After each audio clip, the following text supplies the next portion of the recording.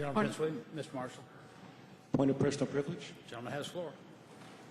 Mr. Speaker, I wish I had access to the governor to talk to me, to tell me what he thinks about my bill, but he likes to go to third parties. In fact, I was told when this measure was in the subcommittee chairman says, I got a little yellow slip here, says the governor's against it. Didn't say why. There's been no explanation since then. Reference has been made to, will this affect investigations? Well, and that somehow that the first bill was preferred. That bill was not preferred by the governor. And in fact, the word investigation, which was in, I believe, the original bill and the modified measure by the gentleman from Fairfax, was removed because concerns did come up about joint strike force and things like this. The measure that we have from the Senate is limited to one thing: illegal detention. If you want to know what illegal detention is, you reference the code section that are cited in the amendment. Moreover, what is going on here, Mr. Speaker, was acknowledged by President Barack Obama as follows. This is his signing statement on House Bill 1540, the NDAA Act of 2012. The fact that I signed this bill as a whole does not mean that I agree with everything in it. In particular, I have signed this bill despite having serious reservations with certain provisions that regulate the detention, interrogation, and prosecution of suspected terrorists. He says later in here, I will not use the authority granted me to detain people without trial, which must mean logically he acknowledges he was given the authority to detain people without trial. Now, what do we call that?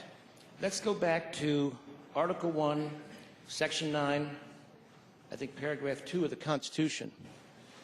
The privilege of the writ of habeas corpus shall not be suspended unless, when in cases of rebellion or invasion, the public safety may require it. Now, Mr. Speaker, nowhere in the NDAA Act was there any reference to invasion or rebellion. And in fact, while it was referenced here that our two senators voted for the bill, the omission was very interesting, because when an effort was made to remove these offending sections, both of our United States senators, and I thank them for this, voted to remove this authority from the bill.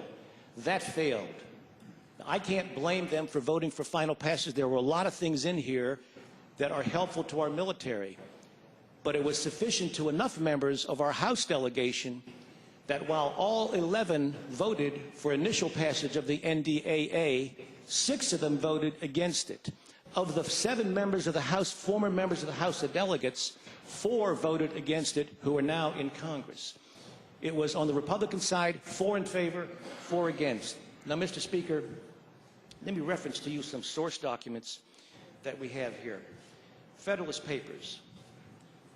Alexander Hamilton, number 26. The people of the several states, this is my paraphrase here, ratified the Constitution on the premise that state legislatures will always be, quote, not only vigilant, but suspicious and jealous guardians of the rights of the citizens against encroachments from the federal government. Federalist 28. It may be safely received as an axiom in our political system that the state governments will, in all possible contingencies, afford complete security against invasions of the public liberty by the national authority. That's what Alexander Hamilton, who was a proponent of a very strong central government, said. Now, Mr. Speaker, let me read to you some excerpts from one of our colleagues, Congressman Morgan Griffith. This is December 14th, 2011. He says, the bill arguably expands the original authorization of the use of military force, which was enacted in the aftermath of 9/11. I do not believe that the military should be able to exercise the power of detention at home against U.S. citizens. This should be the jurisdiction of the FBI, state, and local police.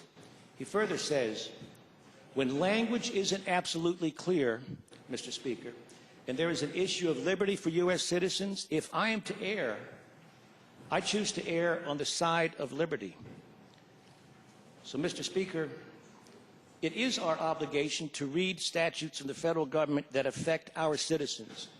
And the deprivation of liberty, the taking of people off our streets without specific charges, without counsel, without trial, is a responsibility that we must bear, and only we can exercise at this point.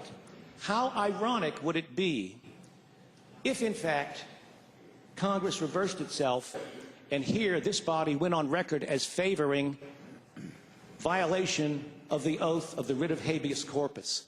We don't care if you're taken off the streets. It's not our concern. This is only national defense. No, it's not national defense. You took a dual oath, an oath to defend the U.S. Constitution and the Constitution of Virginia. Both those constitutions have references to the personal liberty of citizens and due process.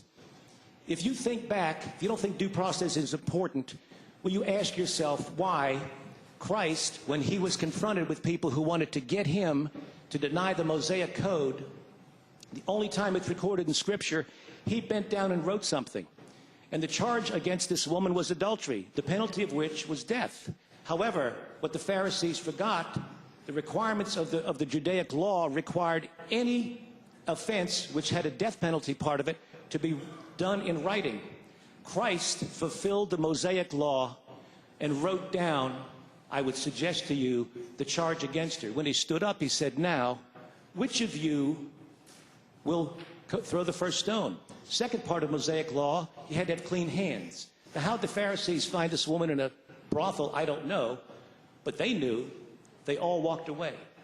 So here is the author of our lives, the author of law, of the moral law, substituting procedural due process, and he wouldn't prosecute this woman.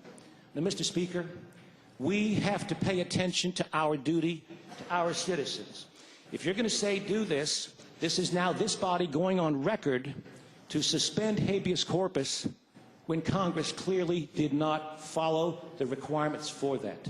When this bill comes up, I urge accepting of the amendment, because the governor never told me, and as a matter of fact, the governor's office told our friend, the chairman from Virginia Beach, he didn't want it.